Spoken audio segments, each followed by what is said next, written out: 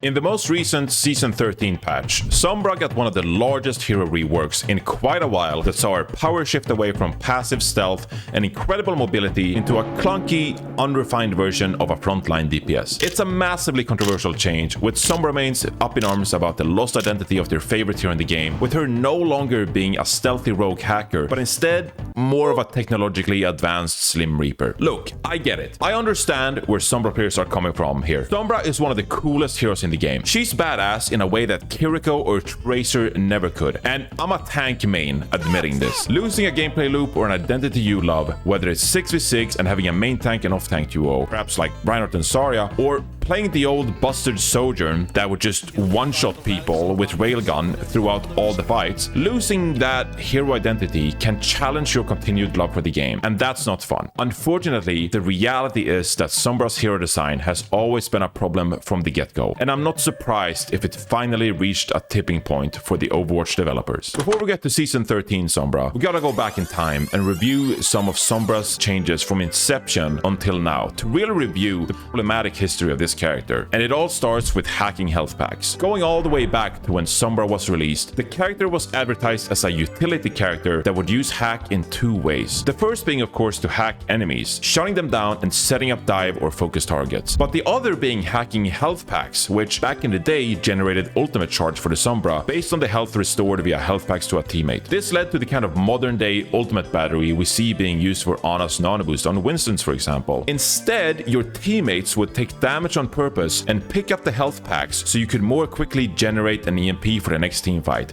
As a Winston player, I can't stress to you how insane in hindsight it is that I would take damage on Winston and leap back to Megas so we would have a better chance of winning the upcoming fight. The devs eventually realized that incentivizing a team to farm health packs might not be the most fun gameplay loop. How about we try and focus on rewarding the team for shooting enemy players instead? But also, we have to take a look at hacking. Our second problem with hacking, when it came to the old version of hack, remember when manual hack had a 5-second ability lockout? Just an absurd amount of time to consider in today's day and age of Overwatch. And fair enough, back in 6 vs 6, there was more team protection to help the hacked player, whether it was a D.Va or a Zarya peeling for the hacked target.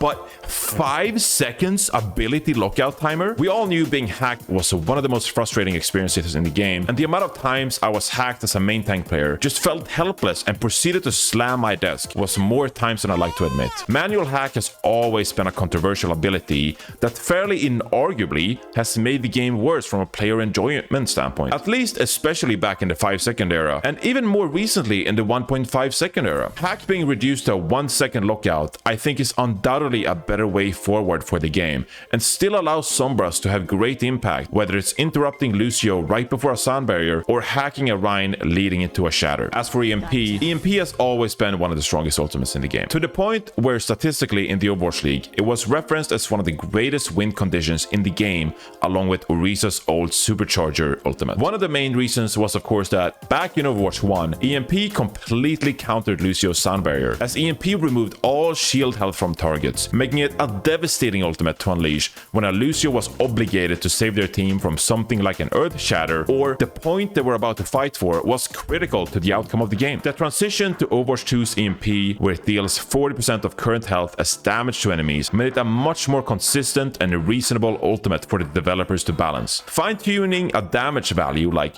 percentage of current health is a much healthier knob to turn compared to what if Sombra just utterly destroyed all shields in the game, and meant that in current Overwatch the hero is a lot healthier from a hero design perspective compared to the previous iteration. Moving on to Translocator, an ability that meant Sombra could almost always, without exception, escape unfavorable duels or reattempt failed setups. I'm gonna go look for a hidden Translocator? Get the hell out of here. I didn't log into Overwatch to play hide and seek simulator. If the Sombra made a mistake, let me properly punish the Sombra for the mistake they made. While there were some fun games being played with Sombras fighting each other's Translocators and punishing each other for it, did anyone actually enjoy a vulnerable Sombra escaping into the abyss and not to be seen for the next 20 seconds? This honestly to me feels more like a Sombra single player game, like Jump King Stealth Edition, where if the Sombra got found out in the backline, they just had to retrace 10 seconds of gameplay and start the teamfight over for them. The renovated Translocator was a nice touch in my opinion, a dynamic ability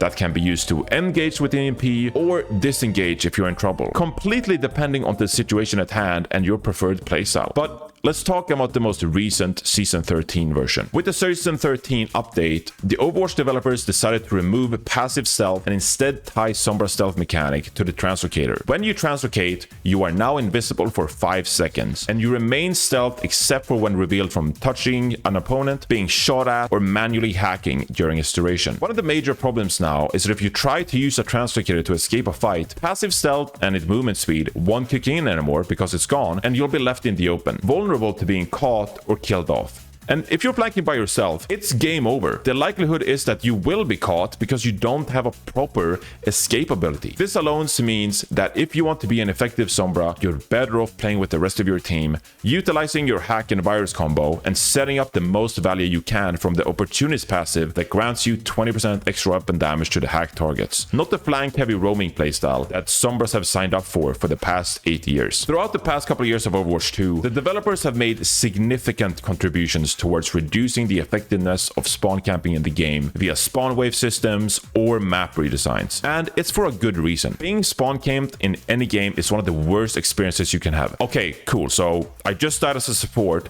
and I'm trying to get back to my team, and this Sombra is just permanently stealth and ambushes me whenever I'm alone. Even Sombra mains will have to admit this was one of the worst side effects of previous hero designs. We can't possibly pretend that permanent stealth was healthy for the game. So looking ahead, where do we go from here? The Season 13 Sombra change is a problematic hero rework because now a formerly unique hero feels homogenized, but at the same time the game is in my opinion better off for it. After playing some Sombra, I can undoubtedly say that the hero feels rough around the edges, lacks quality of life that we've come to love in Overwatch, and feels pretty clunky to play. And I'm not talking about having to relearn how to use the Translocator. I'm not dive bombing in with the new Translocator and then expect to survive. I'm talking about, is 5 seconds of stealth really the maximum duration of stealth we can give to Sombra? You can't let me have 8 seconds to just give me slightly more time to set up a hack from an off angle? What if I wanted to scout around the corner for a potential upcoming EMP? Do I just have to translocate the ground now to hide my animation and allow me to corner peek? What if I at least had the benefit of 2 Translocator chargers,